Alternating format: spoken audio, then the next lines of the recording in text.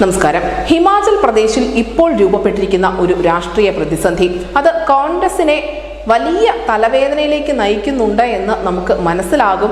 അടിയും തിരിച്ചടിയുമായി BJPയും കോൺഗ്രസും കട്ടയ്ക്ക് തന്നെ ഹിമാചൽ പ്രദേശിൽ മുന്നോട്ട് പോകുന്നുണ്ട്. BJPയുടെ MLAമാരെ സസ്പെൻഡ് ചെയ്തുകൊണ്ടാണ് ബജറ്റിൽ തലനാരിഴയ്ക്ക് കോൺഗ്രസ് രക്ഷപ്പെട്ടിരിക്കുന്നത് പോലും. എന്തായാലും നിലവിൽ ഹിമാചൽ പ്രദേശിൽ ഏത് നിമിഷവും എന്തും സംഭവിക്കുമെന്ന തരത്തിലാണ് രാഷ്ട്രീയ നീക്കങ്ങൾ നടന്നുകൊണ്ടിരിക്കുന്നത്.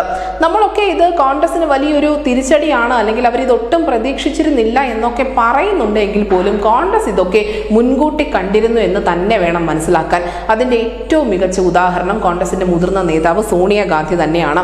കാരണം ഹിമാചൽ പ്രദേശിലെ അപകടം കോൺഗ്രസ് നേരത്തെ തന്നെ തിരിച്ചറിഞ്ഞിരുന്നു.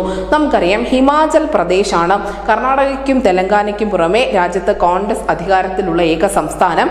രാഹുൽ ഗാന്ധിയുടെ വിശ്വസ്തനായ സുഖ്വീന്ദർ സുഖുവിനെതിരെ പാർട്ടിക്കുള്ളിൽ രൂപം കൊണ്ട ഒരു വിമത നീക്കമാണ് ഇപ്പോഴത്തെ രാഷ്ട്രീയ പ്രതിസന്ധിയിലേക്കൊക്കെ വഴിവെച്ചിരിക്കുന്നത്. ഹിമാചൽ പ്രദേശ് കോൺഗ്രസിന് ഒട്ടും സുരക്ഷിതമല്ല എന്ന് മനസ്സിലാക്കിക്കൊണ്ട് തന്നെയാണ് ഹൈക്കമാൻഡ് പാർട്ടി അധികാരത്തിൽ പോലും ഇല്ലാത്ത രാജസ്ഥാനിലൂടെ സോണിയാഗാന്ധിയെ രാജ്യസഭയിലേക്ക് കടത്തിവിട്ടിരിക്കുന്നത്. എന്തായാലും ഈ കലാപത്തിലേക്കൊക്കെ നയിച്ചത് പ്രതിഭ സിംഗ് ആണ്. അവർ ഹിമാചൽ പ്രദേശിന്റെ മുൻ മുഖ്യമന്ത്രിയായ വീർഭദ്ര സിംഗിന്റെ ഭാര്യയായിരുന്നു. അവർ അധികാരത്തിലേറും എന്നൊക്കെ പ്രതീക്ഷിച്ചിരുന്നെങ്കിൽ പോലും ഹൈക്കമാൻഡ് ഒടുവിൽ സുഖുവിനെ മുഖ്യമന്ത്രിയാക്കുകയായിരുന്നു.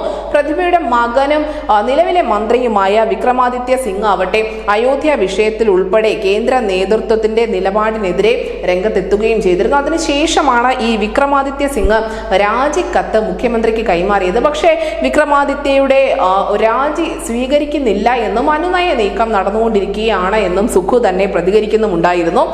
BJPയുടെ MLAമാരെ സസ്പെൻഡ് ചെയ്തുകൊണ്ട് പകരം VT കോൺഗ്രസ് എന്ന് നമ്മൾ പറയുന്നുണ്ട്. എന്തായാലും ഇതൊന്നും അപ്രതീക്ഷിതമല്ലായിരുന്നു കോൺഗ്രസിനെ സംബന്ധിച്ച്. അവർക്കറിയാമായിരുന്നു ഹിമാചൽ പ്രദേശിൽ ഇത്തരത്തിലുള്ള ഒരു വിവിധ നീക്കം നടക്കുമെന്ന്.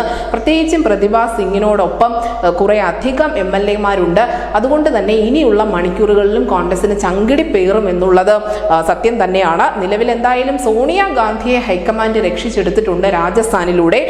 അത് ഇല്ലായിരുന്നുവെങ്കിൽ, അങ്ങനെ നടന്നില്ലായിരുന്നുവെങ്കിൽ കോൺഗ്രസിന് ഉണ്ടായിരിക്കുന്ന ഈ അപമാനത്തിന്റെ ആഴം വളരെ വലുതാകുമായിരുന്നു. പക്ഷേ സോണിയാഗാന്ധിയെ രക്ഷിക്കുന്നതിന് വേണ്ടി കോൺഗ്രസ് ബലി നൽകിയതാവട്ടെ പാവം അഭിഷേക് സിംഗ്വിയെ. News desk news India Malayalam.